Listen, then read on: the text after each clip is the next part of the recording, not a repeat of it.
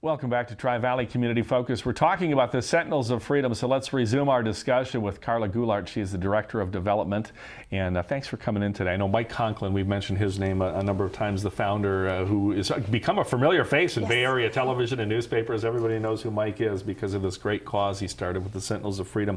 We were talking before the break about how people can help, and I think we talked about some small things like getting gift cards and other things, but truth be told, when the Sentinels come to whatever community they're going to settle in, we're looking for big ticket items too, help with housing, vehicles, and sometimes they have to be handicapped equipped. Let's talk about this recent incident where Manny Mendoza, he got his home. This just amazed me, and the realtor who sold the home did what? He donated back his commission to Sentinels of Freedom. So he assisted, did all the things that a realtor does, and then he donated his commission back to Sentinels of Freedom. I was trying to remember what it was, like $12,000 or something. It was substantial. And Mike Weber is his name with J. Rockcliffe Realty. I want to give him the recognition because I talked to him after, I interviewed him after, and he said, because of his experience as a Vietnam veteran coming home, that he felt obligated to do this. I mention that because so many of the people involved in Sentinels are former veterans. I mean, I've seen World War II guys come out, and it's just amazing what they want to do to help their fellow soldiers. And it's interesting too, one of the Korean vets that was at the welcome home, he called us later the following week and said, could I please connect to Elizabeth? He said, my granddaughter graduated with her. So a very small world. Oh, it's amazing. Speaking of which, explain the significance of this. Yeah. So Mike Conklin, who's the CEO and chairman of Sentinels of Freedom, this is his son's helmet. His oldest son, Chris. Mike has 3 sons that are Army Rangers active. Yeah.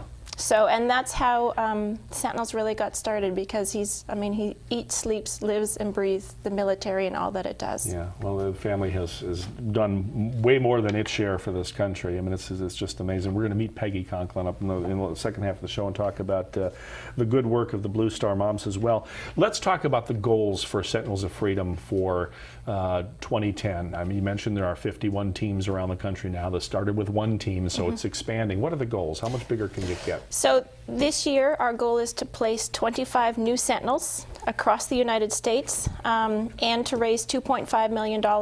And we need to raise that funds in order to assist those 25 Sentinels. Yeah.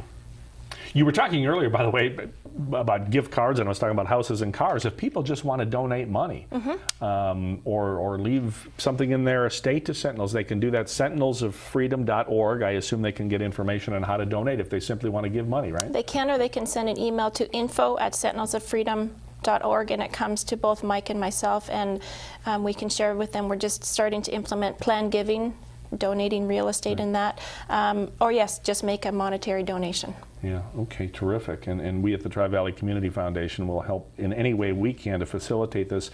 I know one of the things you're going to be doing around the country, and this is a nationwide effort, the CEO breakfast. What are they, and why are they so important to this cause? Because we talked to some of our supporters currently are Chevron, AT&T, Wells Fargo. These are companies that have hired Sentinels. Actually, the San Ramon Police Station has also done an internship. The City of San Ramon has, and the police department. So we look to companies that are willing to hire a Sentinel, and what that means is an internship where they're there 2 to 3 days a week. So we're looking for corporations that have some good structure, because that's important to the Sentinels, and be able to walk at their side from a business perspective and develop a mentor team within that business. And it's important because I think big corporations feel the need to give back. I mean, the service personnel are overseas not just protecting us as individuals, they're protecting free enterprise and the ability to do business in this country. And I think it's great that a lot of the big CEOs have stepped up. I know Ross Perot, of course, has been a big supporter as well.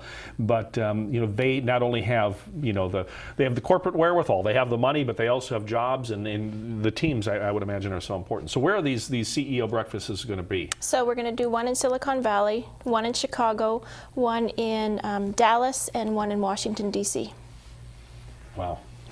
So if we add 25 new Sentinels this year, that'll bring us to 76. I mean, do you I know Mike dreams about this too, but down the road, 5-10 years from now, where do you think we're going to be with this? I think if we can achieve 100 Sentinels a year, we feel that we're doing our job. Yeah, and we're going to see the need as as the drawdown begins in the Iraq War, and eventually, hopefully, in Afghanistan, with more of these soldiers coming home and coming home wounded. We're going to need this. This is when the wars end, sometimes people forget what they've done, but we're going to need this for a long time, aren't we? We are, and even through when there is no war and they're still in training, accidents do happen in training as well. Right. Good point. Well, I want to thank you for being here today. Carla Goulart, you're the Development Director for the Sentinels of Freedom, and I'm going to plug the website one more time too. Okay, that's Thanks, we're going to get folks to give you money and help and everything you need. Sentinelsoffreedom.org. Thanks so much for being here today. It was really a pleasure to meet you. Thanks, Mark.